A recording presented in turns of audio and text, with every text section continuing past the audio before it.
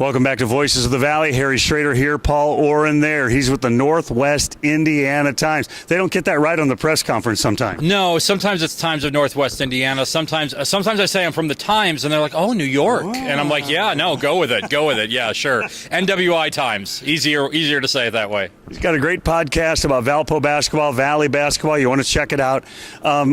You're close to the Valpo program, of course, and they have just been a mash unit all year. I felt so sad for Matt Loddick.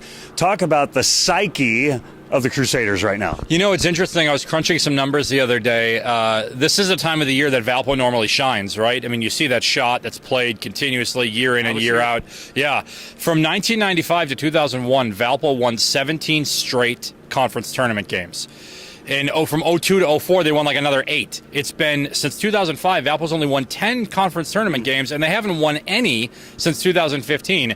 There's not a player on Valpo's team that has won a postseason conference tournament game. So the psyche of the fan base right now is we got to win a game, you know? And the psyche of the team is we're going to keep fighting, we're going to keep battling, next man up. They've been playing this next man up all year. They finally get Ryan Fazekas back, and then he breaks his thumb, and he's out for the year.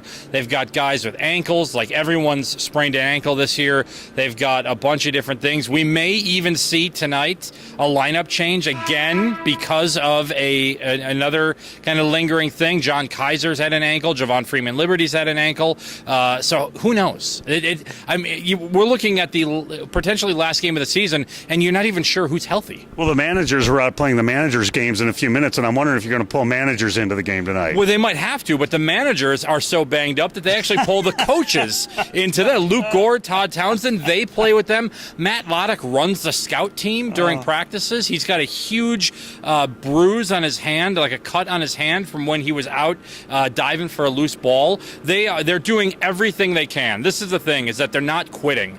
You see a lot of times this time of the year, teams that have dealt with some... You know, they've lost 10 of their last 12, I think it is, but they're not giving up. They're fighting, and I expect Valpo to come out and put their best foot forward tonight against Indiana State, have a chance to win that game, and, you know, magic happens in March, right? Oh, that's what everybody hopes for, and let's take the positive spin. You call him Javon Liberty Freeman. Freeman Liberty. And I've seen that places. I asked the PR people, what are you guys calling him this? Or we're calling him Freeman. But just talk about him. Where Valpo is today reminds me of where Loyola was second year of the league. In particular, a lot of talent, putting some people together, but that outstanding Chicago-based freshman. Talk about that young man. He's excellent. And so I asked him at the beginning of the year, let's get it straight. What do you want to be known as? And he said Javon Freeman-Liberty. His uncle is Marcus Liberty, that played at Illinois, went on to play for the Denver Nuggets. And so Marcus will continually text Javon the day of games. He's got some motivational things that he sends him. He stays in his ear all the time. And it was Marcus who said, Valpo's a great fit for you. Matt Loddick's the perfect kind of coach for you. And really, Javon Freeman-Liberty is the future of Valpo basketball. Now, you know as well as I, you've got to recruit your own players every year, and people transfer left and right. There's nothing that indicates he might go anywhere, but you always have to say, if the kid stays, he's got a chance to be really special. Nick McGlynn just was named Valley Defensive Player of the Year. If Javon Freeman-Liberty comes back, they may name that award after him, because I have a feeling he is a great defensive player, and he's going to get smarter with age. He's been excellent. He had a game at Illinois State earlier this year, one of the best performances by a player, let alone a freshman, that I've ever seen before in the first half in that game, and really kind of continued it on. And that was really Valpo's last big win, was on the road at Illinois State. They won at home against Southern Illinois, another game that he played very well in. Defensively got in the way of Armand Fletcher and Bartley and Lloyd and all of that. So Javon Freeman-Liberty is a special player. He's a Valley player, not a Horizon League player. He's a Valley player. Reminds me a lot. I mean, the talent, the background of Milton Doyle when he came into the league with Loyola. So pay attention to that young man and the Crusaders. You've got Valpo's got some really dynamic players sitting out, meaning they recruited in, came in. You've got good talent, and really everybody back. I think people in Valparaiso, Indiana, have to think we're going to be pretty stinking good next year. Yeah, it's, again, you always wonder, there's a lot of juniors that could grad transfer, but they could also bring in some guys too. The two guys sitting out, Aaron Gordon, he's the brother of Houston Rockets guard Eric Gordon. He's going to be a really good scorer. He played at Seton Hall. And then you've got Nicholas Robinson, another Chicago guy who comes from St. Joseph's, and he's sitting out this year, and he is another kind of Freeman Liberty all-around just basketball player. So Valpo's got some talent that they're going to have, and they've got a kid from Alton, Donovan Clay, a 6'7" guard who's still growing, may end up being a 6'9" forward, not sure yet, but just held E.J. Lytle to about 14 points the other day. I think would it be was Liddell. Liddell. I'm sorry.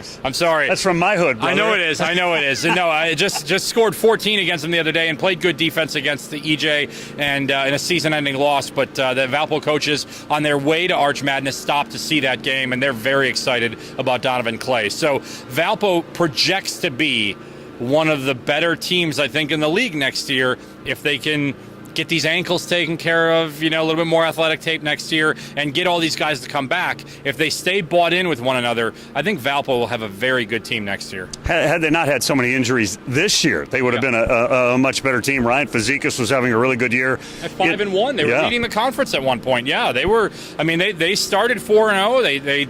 They had a tough loss to Loyola at their place, where a lot of people had tough losses. But Valpo, through the first third of the season, was in first place, and then they just, time ran out on them a little bit.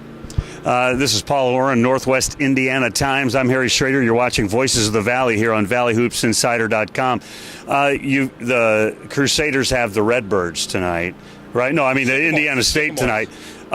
What do you think Valpo has to do tonight to be successful? Meaning, how do you scout the Sycamores? Yeah, so Tyreek Key is probably the best player in the league at getting to the free throw line, and that's really what killed Valpo at their at the Arc earlier this year. It was an overtime loss, and it was Tyreek Key's ability to get to the line. Ended up scoring 32 points in that game. They've got to keep him off the foul line.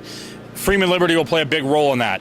But he guards the opposition's best player, but is it Jordan Barnes or is it Tyreek Key? If you put him on one of them, the other guy might go off. And so in the first meeting between the two teams, Indiana State kind of uncharacteristically pounded the ball inside against Valpo, scored 40 points in the paint. So Derek Smits and Jay Soroya are going to play big, and Smits and Bronson Kessinger from Indiana State played AAU together. They're good friends. They battle with each other. They know everybody's move. They know their moves down and back.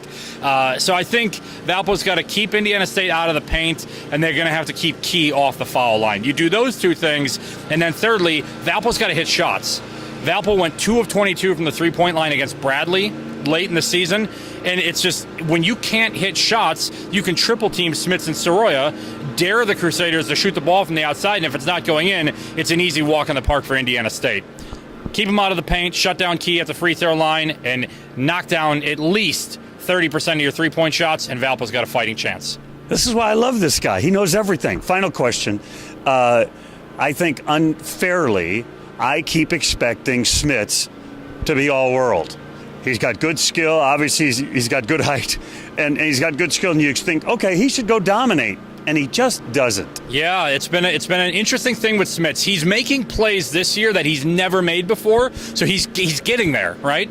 But Smits has always been a little bit more passive when it comes, and that's been one of the maybe criticisms the Valpo fan base has had, because they see what you see. They see the talent, and they think, God, if you could just unhinge that and just get it going. Freeman Liberty, same thing, at Illinois State was amazing, but it's hard to do that every night. The thing with Smits is that a lot will determine if Valpo's hitting shots from the outside, the defense will move away from him. And if he's playing a one-on-one game inside, Smits is going to have a huge night. And he's had big nights against Indiana State. So I suspect they're going to work to get the ball inside for him. He'll be a dominant force in the early stages of the game. When defense comes in, you'll see Soroya a bit more. But if Smits can have 18, 19 points tonight, I think Valpo wins. If he's held under 10, Indiana State's moving on to Friday. Okay, now this is the final question. What are you doing wearing Indiana State blue? You know what? I wore this to the Coach of the Year thing, and you know what? I've got 4 suit jackets here for 4 games, but the games haven't started yet. So you've pointed this out. I may go change now. That's a good point. That's Paul Oren, Northwest Indiana Times. Read his stuff. Listen to his podcast. You will learn so much, just like you did just now. We'll be right back with our next guest. You're watching Voices of the Valley here on ValleyHoopsInsider.com.